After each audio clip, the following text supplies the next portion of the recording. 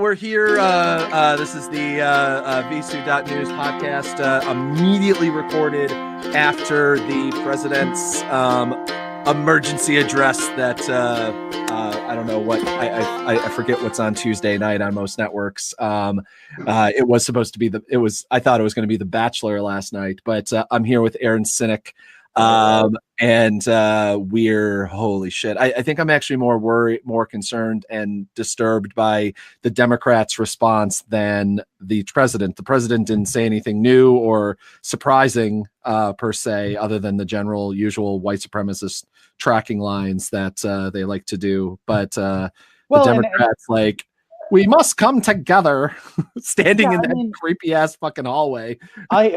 Well, we can talk about the hallway later, but just I mean, the fact that we're both photojournalists. Yeah.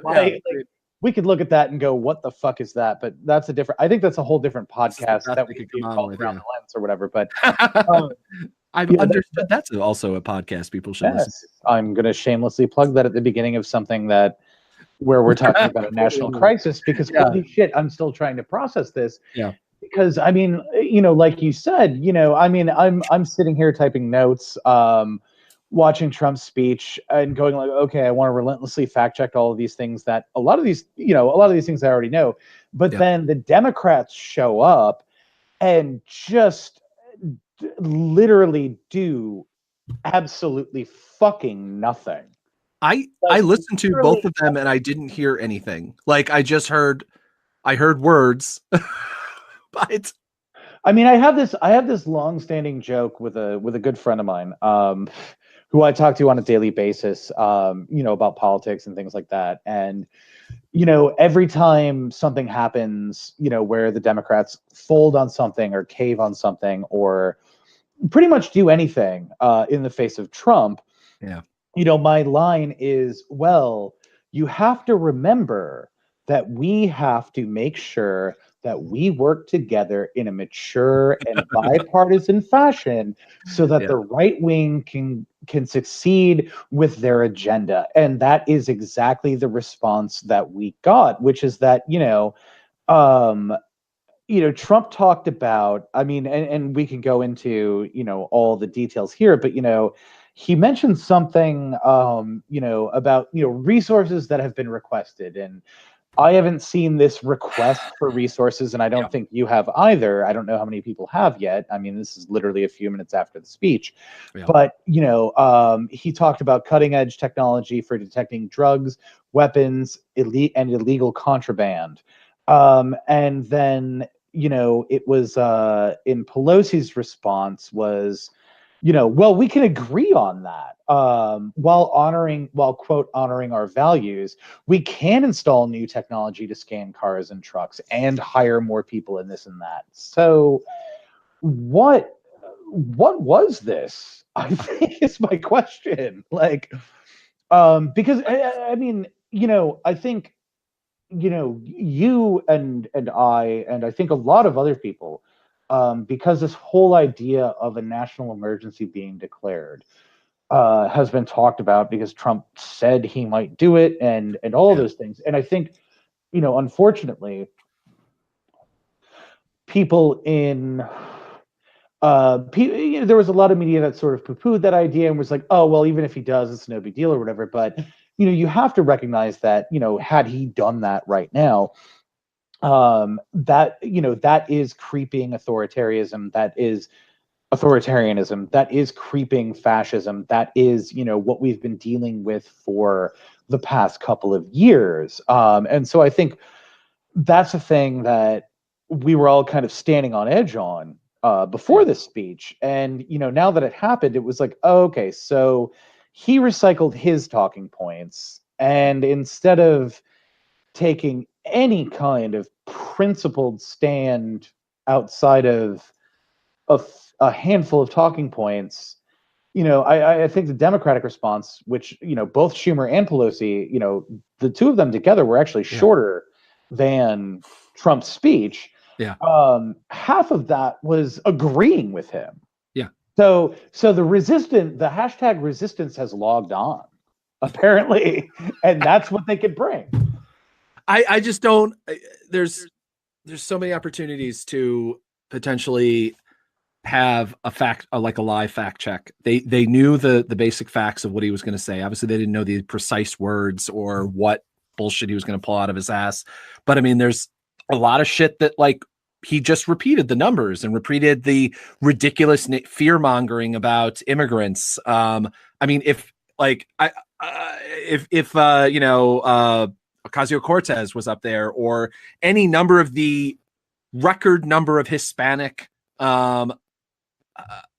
Congress men and women that have been elected in the last couple years in the Democratic Party, if any of those people were given that speech, they would have been able to say, or at least they would have probably said, because they have a vague, at least some level of a connection to the people that they're talking about, that Trump is bad mouthing. But Chuck Schumer and Nancy Pelosi don't give a flying fuck about anyone other than this imaginary Democratic Party, I think, that wants border security, wants the border to be secure under the idea of, well, we need more drones and we need more security and we need more terrifying people with guns that are going to do whatever it takes to keep us safe. Because this idea they're agreeing with is that there's this brown mob coming up from the southern border that is coming here to kill us, which statistically in every paradigm that you can look at is complete and utter fucking bullshit.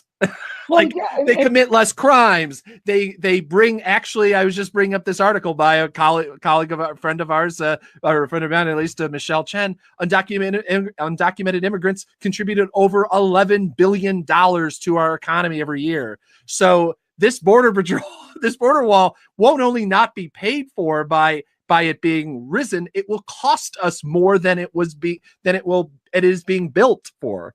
Like $5 billion will end up, if it actually works, which it won't, will actually cost us $11 billion. I mean, which again, I mean, you know, you have to like, I mean, because at this point, you know, I mean, we're sort of raging right now about the Democratic response, which was horribly, horribly toothless, and you know, just. I think I think it was worse than that, though. I think it, like, if they just said, come out and said, well, we all know that Trump's not telling the truth here, and we all want border security or whatever. But the fact is that they agreed with much of the premise of the wall, but just they're disagreeing on the wall. They want more security. Like, I think that this part of the Democratic Party wants that $5 billion. Fine, let's send it to the border. Let's dump that, literally just pour it out on the border along the stretch in $10 bills, because that's a proper use of money. But it has to come in the form of drones. It has to come in the form of more people with fucking guns, who can potentially shoot and have historically shot many, many people just trying to cross the border, not doing anything criminal in the way that a gunshot is caused as for a response. And so, like, I think this is worse than I expected. It absolutely is, because they didn't even try to challenge you know, Trump and the right's rhetoric. Yeah. You know, as far as just actual human decency goes, as far as, you know, immigrants, as far as people, you know, refugees, as far as, you know, people fleeing literally the conditions that the United States caused in some of their countries in some cases. Yeah. They chose to not address any of that. They chose to not address any of the racism that stems from Trump or from the right wing's policies. And instead they chose to be like, well, okay, and granted, yeah, okay, the government shutdown, you know, over the wall is, you know, a bad thing. And it is a thing that disproportionately is affecting a shitload of, you know, working class folks, middle class folks, and just a shitload of people across the board.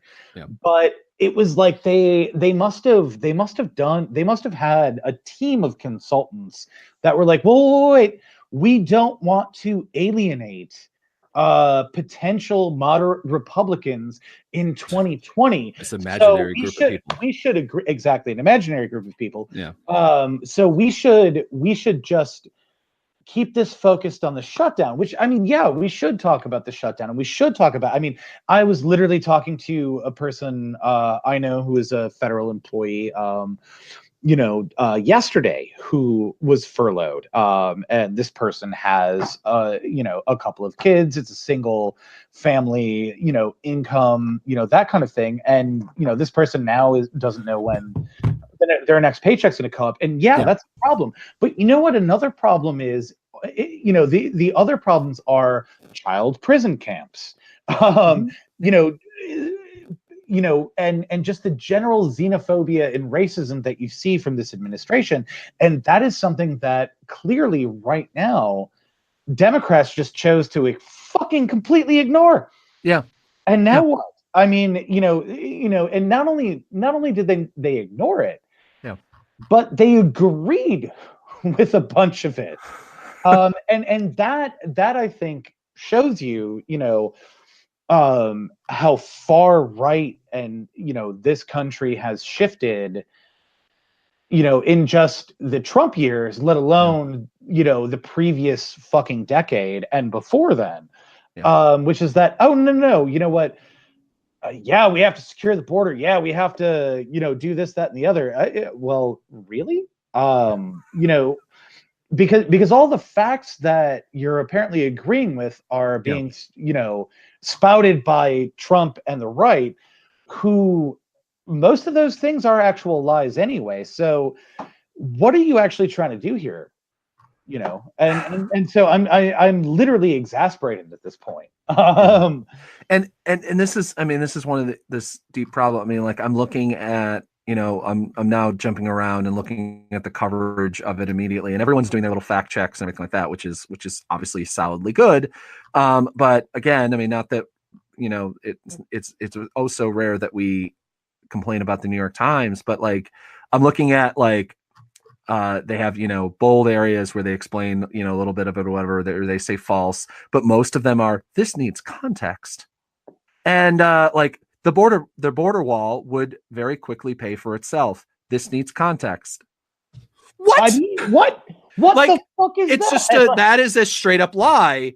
It's not just, I mean, okay, maybe it's not a lie. Maybe he genuinely believes it in his brain and we don't know what's in his heart or his mind. But we know that that's not true. We know that it will not, because it is a thing that prevents trade and prevents movement of people, which, we're not spending that much money on immigrants, I would say we're not spending that much money on undocumented immigrants, because we're not spending any money really on immigrants at all, but we're not spending that much money on undocumented immigrants. And it will only mean that there is more border to patrol, and that there's more things to secure, and that there's more things to watch over, and there's more things to, never mind the actual initial $25 billion cost of the actual wall.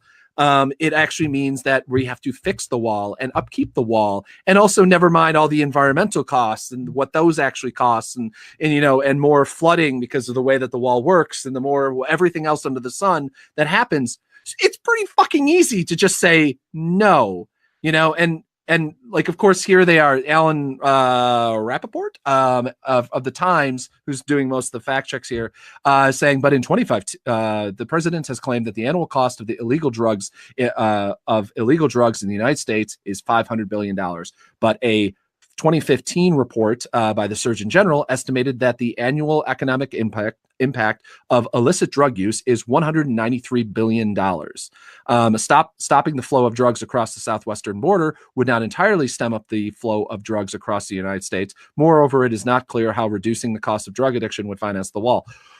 Okay, first off. Okay. Yeah, go, because I have a thing here too. But. So never mind the fact that that's illicit drug use. And also, like, New York Times, I'd really like to know what illicit drug use means. Because does that include pharmaceuticals? Does that include the moms, the suburban moms that are abusing, all the drugs that, they get from their doctor's friends and everything like that? The number of Adderall addicts that exist in college and things like that. I mean, does that include all of that? And never mind, like, the fact that, like, there's meth dealers, there's local homegrown drug use that is actually where people get their fucking drugs. They're not just pot and everything like that and coke, but, like, meth and things like that. That's made here. There's a reason why we all have to fucking show our IDs to get a fucking Benadryl, and shit like that at the thing, is because supposedly that's what it is. Now, like, never mind, what would be easier to do is, make more drugs legal, and not illegal. And then we can have a better conversation about illicit drug use. But that's sadly a different conversation that can't be built into this, but this imaginary bullshit that even the Times is allowing, that it needs context, and it's not just a straight up fucking lie. Because again, to cite many undocumented immigrants contribute over $11 billion to our economy each fucking year. And that's just what can be cited. I mean, I think, and especially the drug bit, I find interesting. And again, you and I are just doing this ourselves right now, so I have, and we literally started this right after the speech, so I need to go and fact check this. But Trump mentioned that 90% of heroin is coming from the southern border. Yeah. And that 300 people will die. I don't know if it was a day or a month or a year or whatever, but X amount of people are going to be killed by heroin overdoses and all that kind of thing. But literally the entire majority of that heroin is coming from the southern border, according to Trump. Yeah. And there is no possible way. I would like to know where that stat comes from, and I don't believe that the White House is going to provide that stat. And I think that that's something important to talk about, which is that we're talking about an administration that is trying to use drug use and addiction and all these things as a tool to further a xenophobic and racist agenda, where what, man, like, I mean, as a complete aside, I know a lot of people who I've lived through having a lot of friends personally who were who struggle with specifically heroin addiction. Mm-hmm. And not only that, but other types of addictions, but heroin specifically. And it's like, well, that the majority of them, the reason why they started using was because they were prescribed opioids and then their health insurance caved. Yep. And so they could, this was the next cheapest thing they could find. And I guarantee you, at the end of the day, suppliers, it's not, 90% is not coming from the, is not coming through the southern border. Yeah. It's coming from all sorts of places, but that's not even the point. The point is, again, if you want to talk about drugs and you want to talk about drug use, especially hard drugs, you need to start talking about why, you need to start talking about addiction and social services and why people use and all those things. And that is not something this administration is interested in. And the reason why this administration isn't interested in that is because you can look at Trump's response to various dictators in other countries who were like, oh yeah, if you use a drug, we're going to kill you, and that's the thing, those are people he's cozied up to. And I think that says something a lot about how this administration views substances in general. Because I can also guarantee you, it's not like he is going to challenge any kind of insurance companies or whoever. Oh God, no, yeah. That prescribe things that cost a shitload of money that no one can get at all.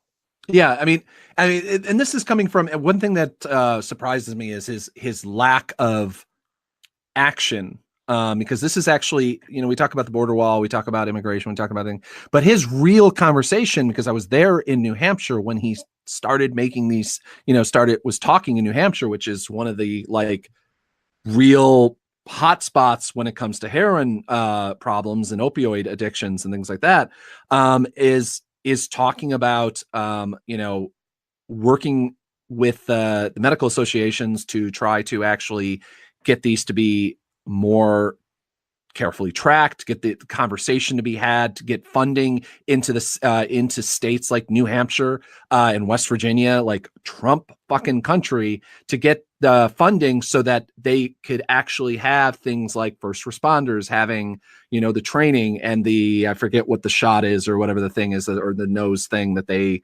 carry on them. I forget what it's called. But actually something doing with that. And that still has not, I don't know when that, I remember that being in 2016, a conversation. In 2017, like they were talking about it briefly, and then it just fucking disappeared off the face of the planet, along with, along with Infrastructure Week. But Brooke Binkowski, formerly with Snopes, she is a fact checker extraordinaire of, basically, finding these things. And she actually did a whole thread, which I shared on my Twitter at ZD Roberts. And the first link she did was 4 common misconceptions about U.S. bound drug flows through Mexico and Central America. And misconception 1 was Central America is a important vector for heroin trafficking, which is basically the argument that he's making, is saying that the Central American immigrants are coming up through Mexico and crossing the border and smuggling in drugs. And I'm just reading from the article here, which is from WOLA, WOLA, Advocacy for Human Rights in the Americas. And they have citations in here as well. But if this is reading from the article, if we could snap our fingers and halt all drug trafficking through Central America's Northern Triangle region, it would have no effect on the opioid crisis devastating communities across the United States. U.S. officials estimate that 90 to 94% of heroin consumed in the United States comes from Mexico, which is now producing 70 tons a year. About 4 to 6% comes from Asia, principally Afghanistan. The origin of most heroin consumed elsewhere in the world. About 2% of that heroin that reaches the United States comes from Colombia, and a negligible amount comes from Guatemala. Central America is south of Mexico. Mexican heroin is unlikely to travel on its way north of the United States. Only a portion of the U.S. heroin consumption is likely to transit Central America, is the roughly 2% produced in Colombia or Guatemala. By far, the most main drug comes through is cocaine. And then misconception 2, building a wall would greatly reduce this trafficking. And I'm looking for the citation here. But the fact is that most of this comes in through ports of origin, not people crossing the border physically, walking across, some desert wasteland, but through points of origin. It comes in through ships into New Orleans, into Miami, through actual ports of entry, through Tijuana, and through places that don't need that are either already have walls, up until a port of entry, through cars and through, tractor trailers, which often get through because Border Patrol is pretty easy to get paid off. But that's only been cited many, many times. But yeah, I mean, it's just one of the ideas, again, that this idea that we need a physical barrier, when in fact, again, most of the people here who are undocumented, who are here, quote unquote, illegally, are because they're visa overstays. They were here legally for a while and they decided to stay for one reason or another. Or decided or couldn't go back or whatever. It's amazing when you look up the numbers of people. I think Florida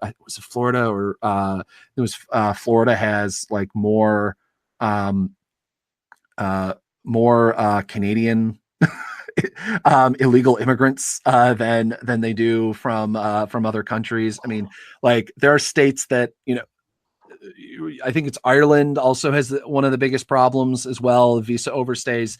But it's weird that we're not, I don't know where, building a wall in the Atlantic Ocean or building a wall along the Canadian border. I mean, I think there's something to be said about this address and all of this that was brought up just and things fly so fast. I can't remember if it was this week or last week, but I think it was probably just yesterday, where Sarah Huckabee Sanders and other Trump administration officials said, okay, it was last week that the CBP stopped nearly 4,000 known or suspected terrorists from crossing the southern border in 2018, and the reality is they only encountered 6 people in the first half of 2018. So, and if you watch that press conference, she's like, by land or by sea or by air.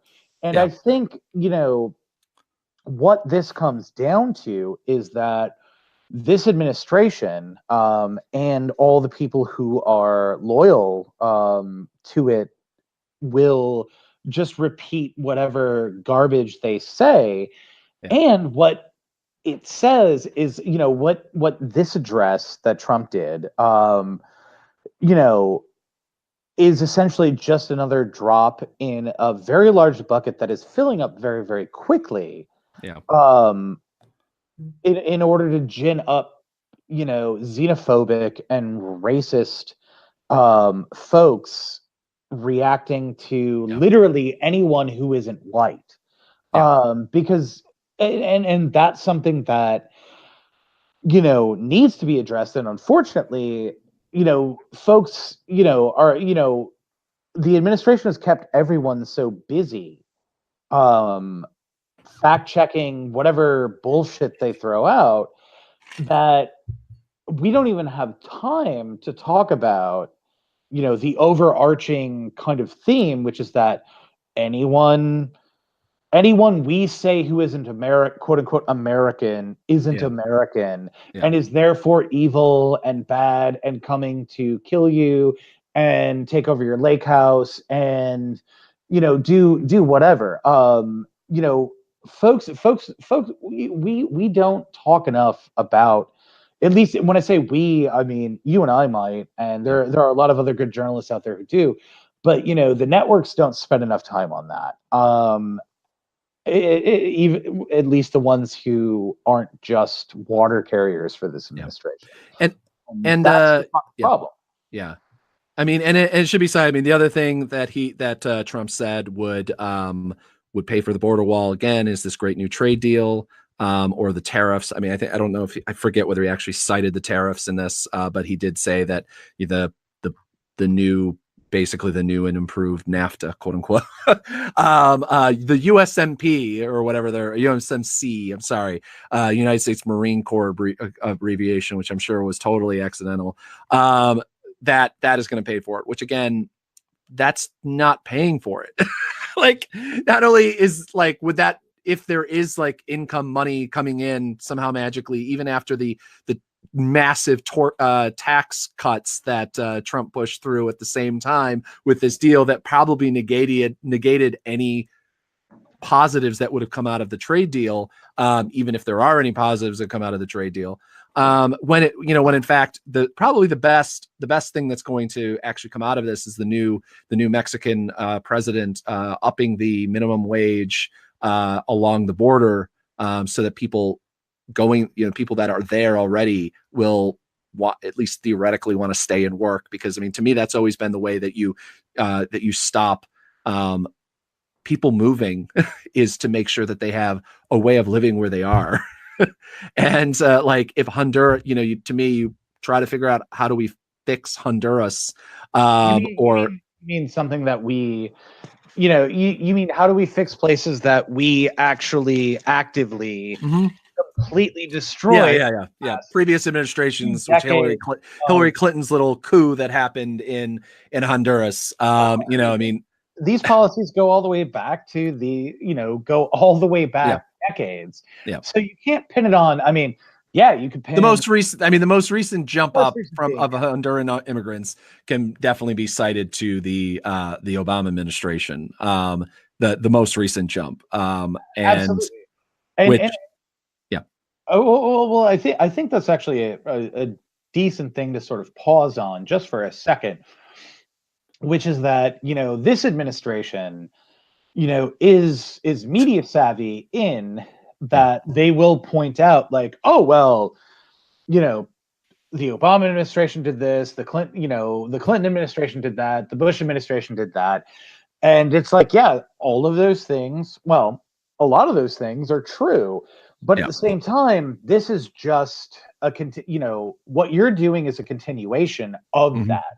It's the continuation of imperialism. It's the continuation of this same kind of stuff, but now it's been amped up, and you're just being, this administration is just like, oh, I can just scapegoat the other ones. Yeah. And we can continue on doing the same things. And totally agree with you. It's just, and of course no one will solve that problem. They'll only make it worse, which is one of the problems. Is like, you can't say, we have Democratic administrations that never fucking say the previous administration did anything wrong if they were Republican. I mean, you spend the entire Obama administration going, no, the Bush administration didn't do anything wrong in the Middle East.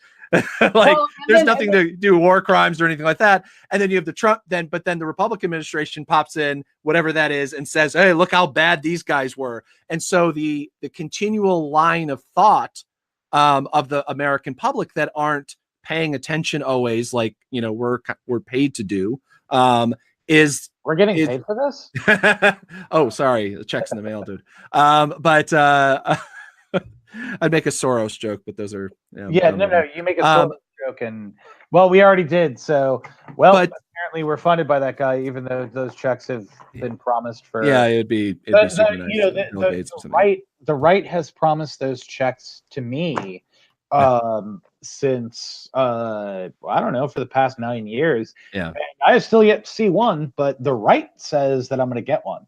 Yeah. But anyway, good. I mean, so it's just one of the problems why I think it's important for, and I'm not saying you disagree here, but it's one of the problems I constantly bring that up is the fact that, is calling on the fact that Democratic Party members refuse to ever talk about anything in the previous fucking administration. It's like they come into power and it's like, well, we just have to, move on.org. And just move on and not pay attention to what it is, even though the Republican administration will spend the entire 8 years, there or 4 years that they have, saying, well, the reason why we're in such shit right now, it's not because we did massive tax cuts. It's not because we combined the massive tax cuts with enormous defense spending and started, 2 or 3 illegal wars around the rest of the world. And our economy has taken a fucking crash because it was reliant on defense spending. And once the war is over, and so on, it's because Bill Clinton or Jimmy Carter or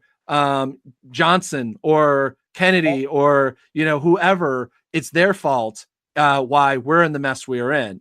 And Democrats, I don't think Democrats should do the same thing. What they need to be able to do, though, is they come into power and go, holy Jesus fuck. Okay, so you guys know, right, that we're in the economic or the whatever shit we're in is because the previous administration made these policy changes and did these tax cuts that now we have to figure out, and we have to be the responsible Democratic Party that's going to balance the budget and do all this bullshit because the previous administration didn't do that.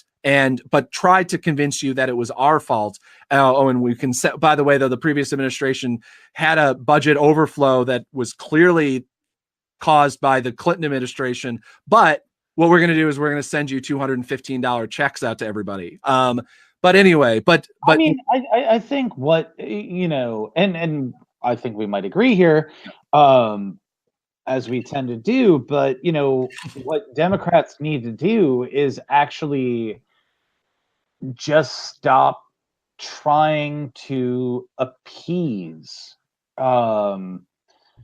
the alleged mythical, legendary, moderate people who will not show up to vote with them, but for them in 2020, but they will, and take a motherfucking stand, in a way that's not just like, oh, this is very calculated, like, oh yes, the government shutdown is bad and the wall is also fiscally a bad idea, but, well, it's okay to spend a shitload of money on these other things. Reminder too, and they're not willing to do that. And the reality is, it's like, again, it says something, as you and I were talking about earlier, that the Democrats, they chose their response, their representatives for their response to be Schumer and Pelosi,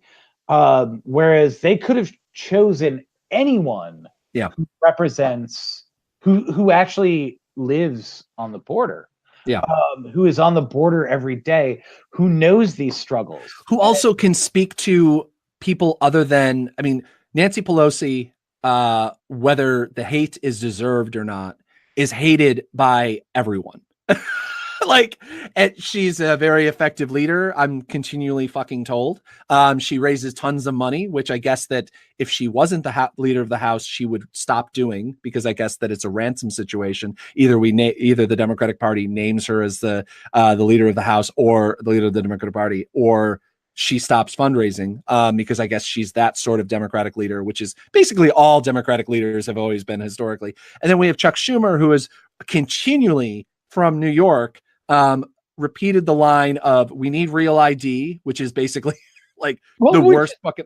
And also, by the way, we also need a physical fucking border along the border. We need a physical wall, a barrier along the border, so that we can stop immigration, which is something that he's pushed for decades, for at least 12 years. That he's pushed it up until Donald Trump comes into office and makes it his line.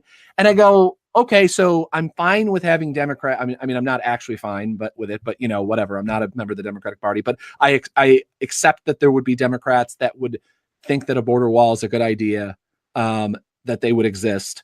But I don't accept the fact that you would have that person be the motherfucker who gets up and gives the fucking response, when literally 80% of what fucking Trump said, you could have had from 2006 Chuck Schumer. It would have been fine, or you wouldn't have been a thing, because this is a dude that continually supports ICE. He continually supports this idea that we need a immigration force throughout the country that can basically kick in fucking doors and take kids away from them. He is not just fine with that, but he has continually and adamantly defended these assholes that exist. He's been a big fighter of all this idea that, there's that, connecting immigration to trafficking. He's been this connector, this idea that, undocumented immigrants are more likely to be criminals and everything like that, which are all fucking lies. And this is the person that we come up with. You have the most disconnected, the person who people believe is the most, especially that middle area that you're supposedly talking to. That middle area that the Democrats are supposedly fucking trying to make this speech in response to, and saying, okay, so we're going to put up basically the person who is most universally reviled on a congressional on the level as an elected leader in this country, other than Donald Trump, Nancy Pelosi. And then you have the other guy who has continually supported basically most of Trump's policies, has what used to be friends with Donald Trump, and probably took money from him in the past, as your two people who come up. And then and of course, I mean, good props to MSNBC for having Ocasio-Cortez on right afterwards. And I guess Bernie Sanders just made an excellent speech. I mean, I don't expect Bernie Sanders to go up there, nor would I want him up there, because we don't need a fucking another white dude from a northern state talking about this bullshit wall along the border. I mean, you have a dude, you have a woman or a man say, I live along the border, I represent the people of the border, and they don't want this fucking thing. And that's your fucking argument. You don't have to fucking even fact check them. You just go, I actually live here. I grew up along the border in Tijuana. My parents are from Mexico. There you got like 10 different Democratic congressmen who could do that fucking thing in a heartbeat and do it. Even do fucking Beto, even though I'm not a fan of him, fucking have him at least, if you're deciding that he's the new, unelectable leader of your party. I think at that point where I don't know. I mean, I know I say unelectable, but I like dudes that I like potential presidential candidates that actually can win their home state. The last time we had one of those, he was Al Gore. See how that turned out. You are hearing me talk. By the way, if anyone gets that joke, you should tell me.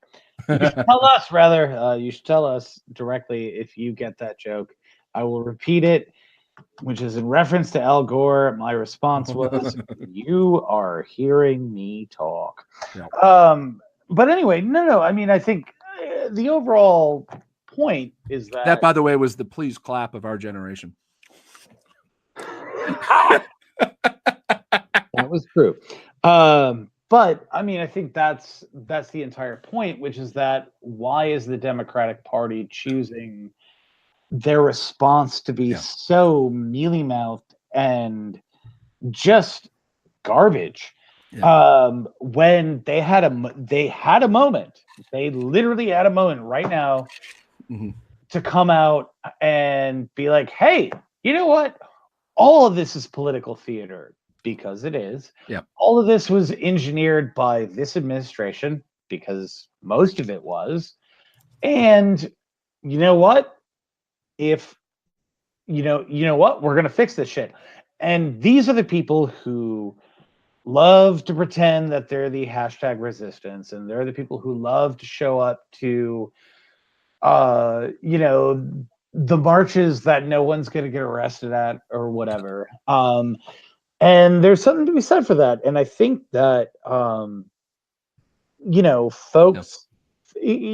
folks on the left, the problem is that I'll put it this way: in 2032, there will be 2 or 5 or a handful of Democratic senators and representatives. And in that year, they'll still be saying, well, we need to work together, while the rest of us are in fucking prison camps run by actual fascists. I mean, so I mean, like this idea that they have, that they're continually talking to this, that I understand that there's that the people within the Democratic Party that are saying we cannot have this divisive, this difference that exists in America. We can't exist and have just 2 different parties that are not, with no one in the middle. Because I mean, like, I know that I'm sometimes more middle than either you or than other people, whether it be on prison policy or whatever. But but people that supposedly exist in the middle. And to me, I go, okay, so we have to recenter the country.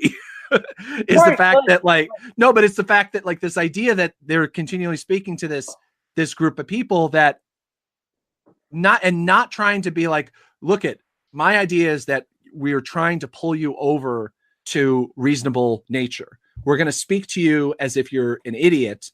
And we're going to try to talk about how there's this reasonable middle that exists where we can have everything basically that Donald Trump wants, but we have to figure out how to do it not in a racist way. Or we have to do it in not a non-economically smart way. We can still do racist things. It's just we can't spend $5 billion on it. And it's continually maddening that we don't have that the party leaders of the Democratic Party, and I say we in the general sense because I mean, fucking again, I feel like I don't have to preface this the billionth time, but yeah. The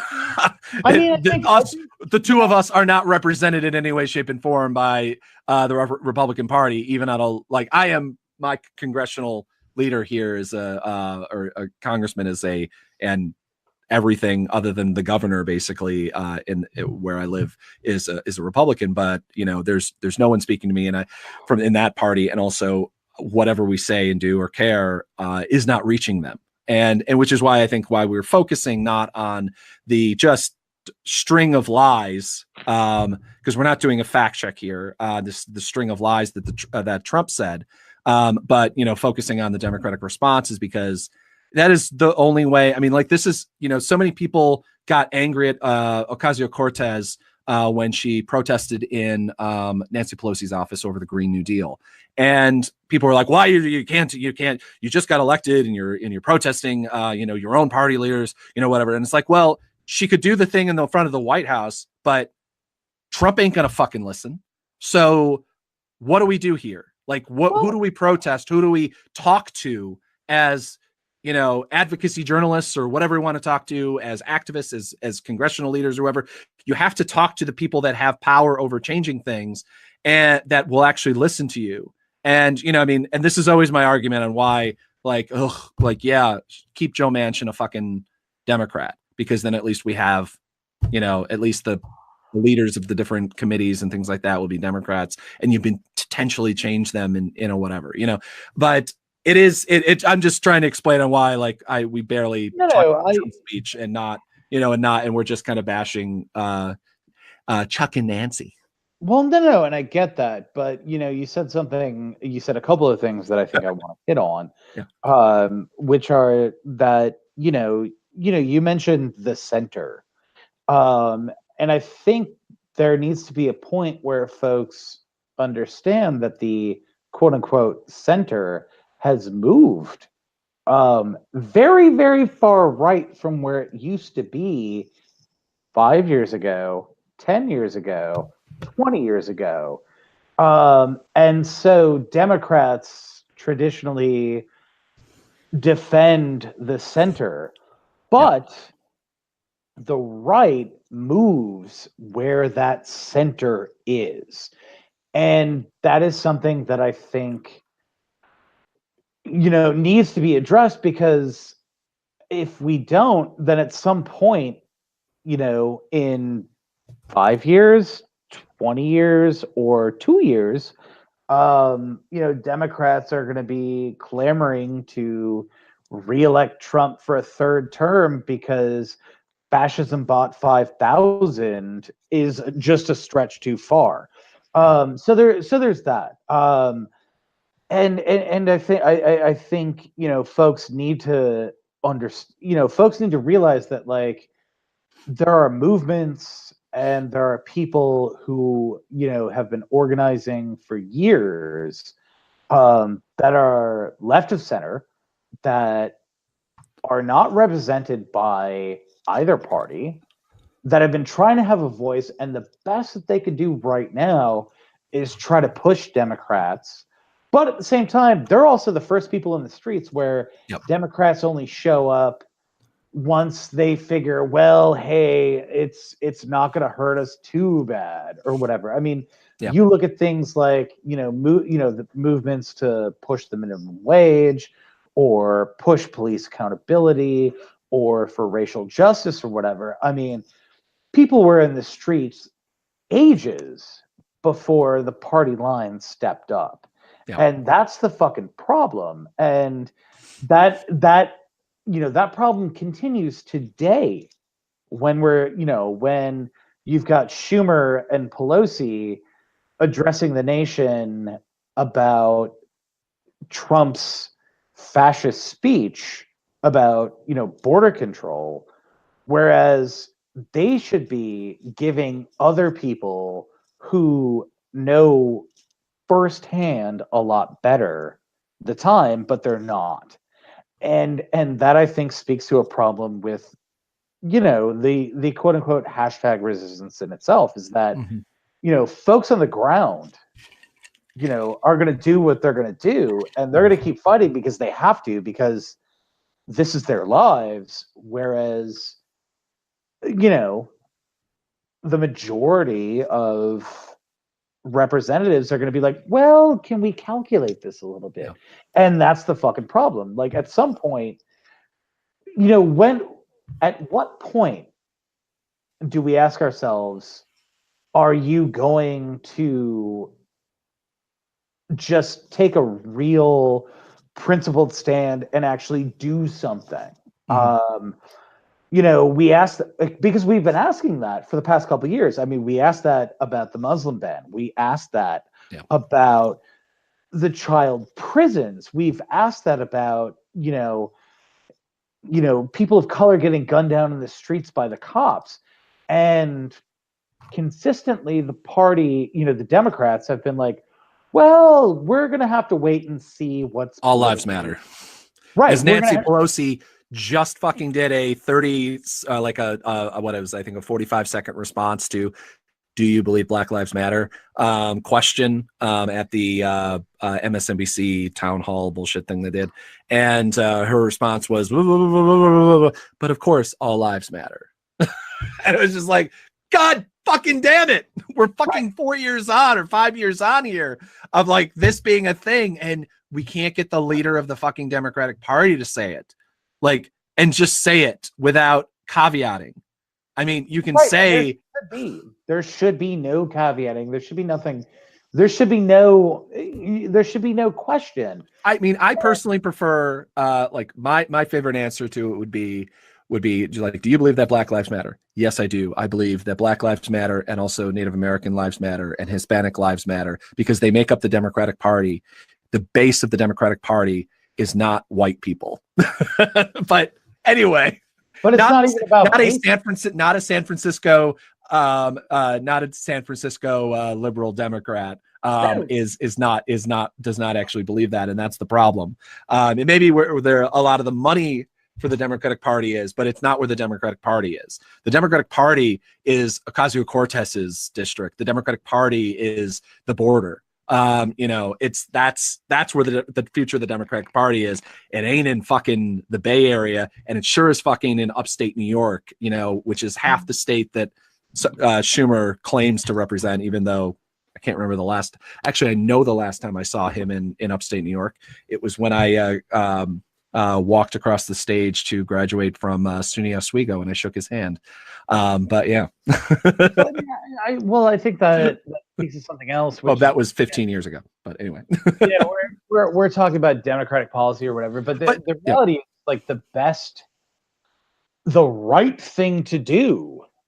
And that's what people aren't talking about and people haven't done in God knows how long, which is that no, the right thing to do is to stand up for everyone who's marginalized, and everyone who's getting shot by the cops, and everyone who's getting thrown in a fucking child prison camp or a prison camp or whatever.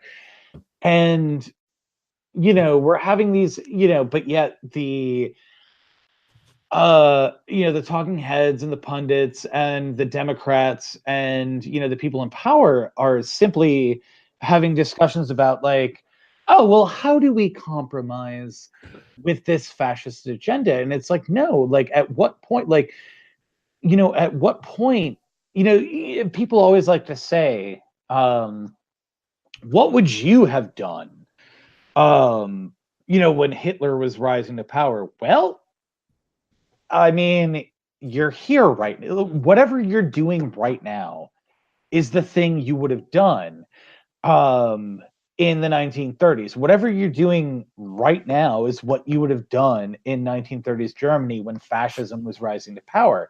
And, but even making that comparison is the kind of thing where people go, whoa, whoa, whoa, whoa, whoa. And they do that because, the right's like, well, we're not, this socialists are the real Nazis or anti-fascists are the real fascists and all that shit. And all of that is just obfuscation or whatever. But the reality is, it's like, if you're going to say, well, back, why back then I would have taken a stand or back then I would have done something. If you're not doing it now, if you're not doing it against, this racist border wall, against this racist administration, against literally everything that you've seen, not only now but even going back all the way, and I know it's super super hard to go very far back in history, but even to the Bush administration, like if you're not doing that shit now, you would have done nothing back then. And unfortunately right now we're to a point where our the alleged, again, hashtag resistance, allegedly, the people who are allegedly supposed to represent people who are not interested or not supportive of a xenophobic $5.7 billion waste of money are going, oh, well, let's appease that. I mean, we're to a point where people are going like, well, how can we capitulate? And that's the fucking problem. And I think we might have dodged a bullet, where we didn't get a quote unquote national emergency, but that could come tomorrow. It could come. Let's actually talk about first. I mean, there was one thing that I think should be noted in like, which is a pretty easy fact check within Trump's speech, was the fact that he said that the Democrats, he's going to give the Democrats what they wanted, which was basically a metal border wall. The slats, the artistically designed pikes with like, I guess, people's heads on them. He's going to give them that. And no one I can see can actually find a single Democrat who wanted that. So that is just a thing that was just obviously a straight up lie, along with the idea that, he talked to the former presidents and said all of them want a border wall as well, and none of them said that. But let's talk briefly about what is the effect that this is going to have. Because I mean, MSNBC spent, I think, 15 minutes. They're already, it's Maddow, so of course she had to jump off and talk about breaking Russia investigation news. So she had Ocasio-Cortez on, and I think one other person on after that, and then she jumped to Russia. CNN is still basically fact checking to their props, fact checking that, and then connecting it to the cost of the shutdown, which is interesting, by the way, that no one that's a interesting how much money the border wall has already cost us by not building it.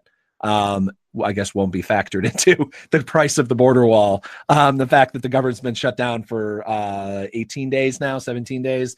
And that's cost us probably $1 billion at least in different ways. And but like, what do you think that, going forward, do you think that we're going to get closer to a compromise? Do you think that Republicans are going to be like, Jesus fucking Christ, the dude's got nothing, and so we have to finally figure out something? Because that's been the Republican ploy so far, which is we can't agree to anything because we have to check with daddy. I don't foresee Republicans standing up to Trump anytime soon. And sadly, I mean, what I see is, from the rhetoric I've seen from that we've discussed at length all night from Democrats, is that they are just looking for a way to find a quote unquote compromise that will appease Trump for a couple of days before he goes out and says, well, this is all your fault anyway, and whatever, blah, blah. I don't see a GOP that exists that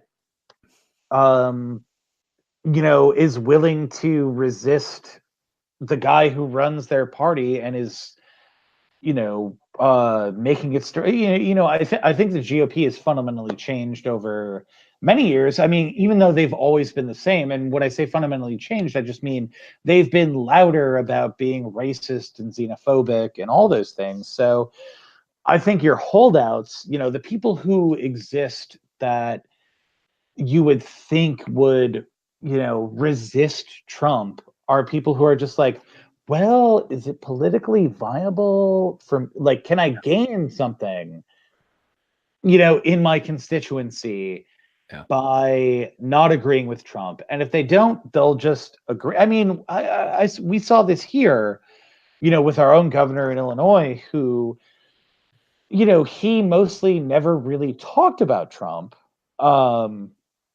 He avoided talking about Trump whenever he could. And then towards the end, he showed up at a Trump rally and everyone ignored him, including Trump. And he lost the election and all those things. So I think they're going to hold to their base. And I think the people who are energetic about that are going to do it, because I think there are people who are like, yeah, I am totally pro forward with this fascist agenda. And then you have other people who are like, well, maybe it's not political. Maybe the fascism isn't politically viable in my district yet, but it might be a few years from now. So I'm not going to shit talk it but I'm not going to agree with it, and hopefully I'll write it out. Does that make sense? I mean, does that make sense? I mean, sadly, it does. I mean, and I just don't. I don't know where this. I mean, it's unfortunate because if Trump decided to take the weakest stance to here, which is use his 8 minutes to spread and continue his fucking lies about immigrants and everything like that, like he has for the last 3 years. I mean, previous to that, but as a politician. And the Democrats didn't prepare. It seemed like they just didn't prepare a specific response. They just prepared this generic, like they didn't watch the speech. They just like, okay, so we're just going to go on here with this response, which because we know that a vague idea of what he's going to say. It doesn't include, they knew to some level probably that it didn't include a national emergency. And that's it. And so we're still in this stalemate where the government is still shut down and we don't have a national emergency, which would at least, I mean, the one thing that was just like, fuck it, just do the national emergency, because at least then he thinks he won and will be able to get the money, but he will lose in court, hopefully, at least knock on wood. And I mean, whatever, it would be pushed down the line and then we could open the fucking, open the government and like, at least, people that work for the government and TSA or whoever, I mean, fuck TSA, but they're people that need jobs. They're people that they deserve getting paid for doing work that they're doing.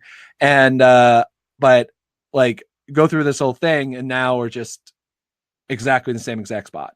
But Trump got to say a bunch of lies for 8 minutes, but honestly, they weren't really new lies. Like, and I don't even know if more, I mean, obviously we'll have to wait to see what the numbers were or whatever, because that's really what he's looking forward to.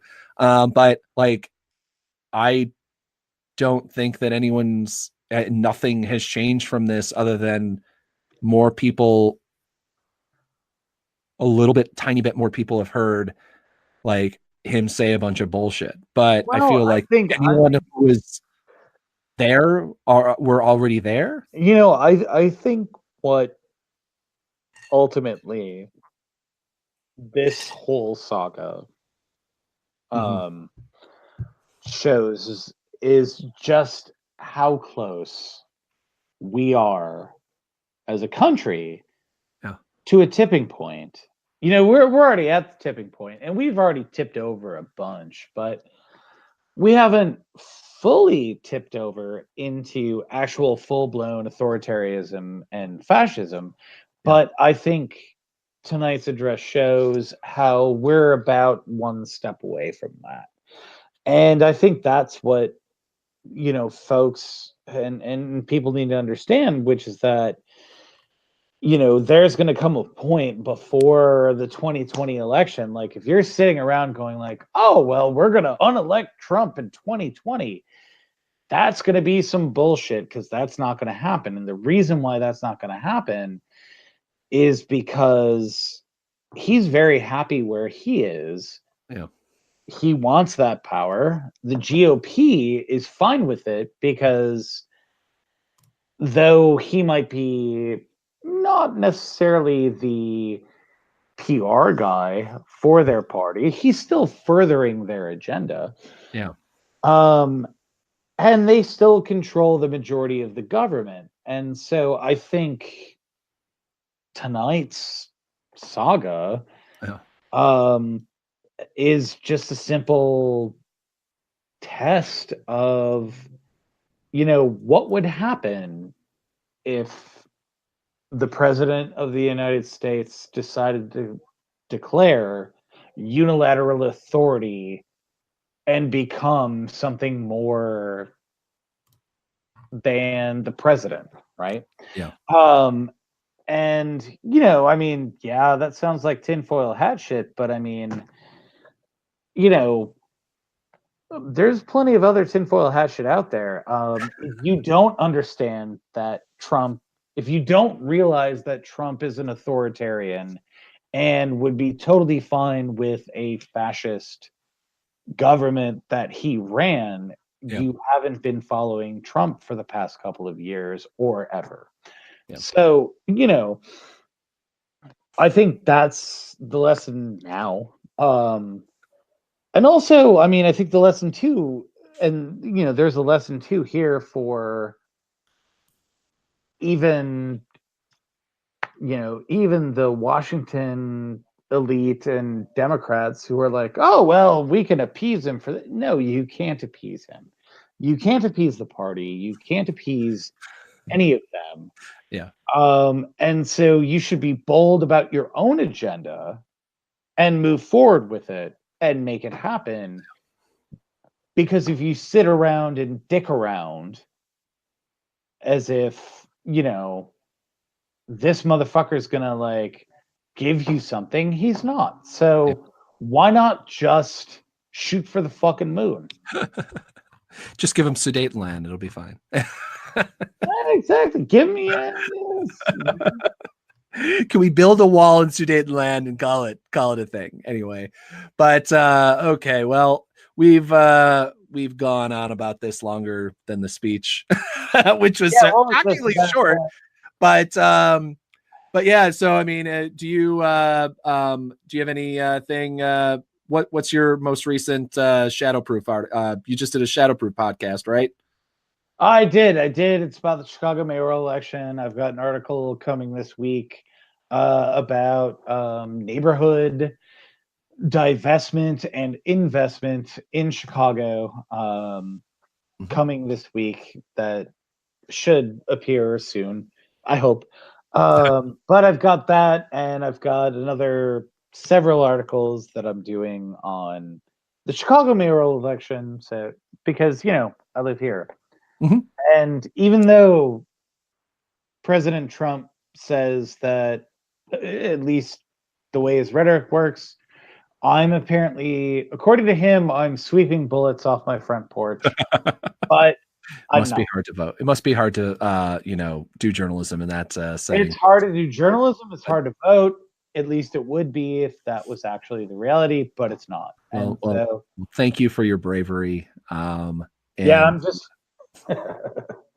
just here to tell you that anybody who talks shit about Chicago who doesn't live here kind of sucks. Well, I only talk shit about your pizza. Oh, we can have a whole issue on that. Or not even the pizza, but just the way you cut it. That's the only issue. Yeah, no, that's fine. That's fine. I'll go with the cutting.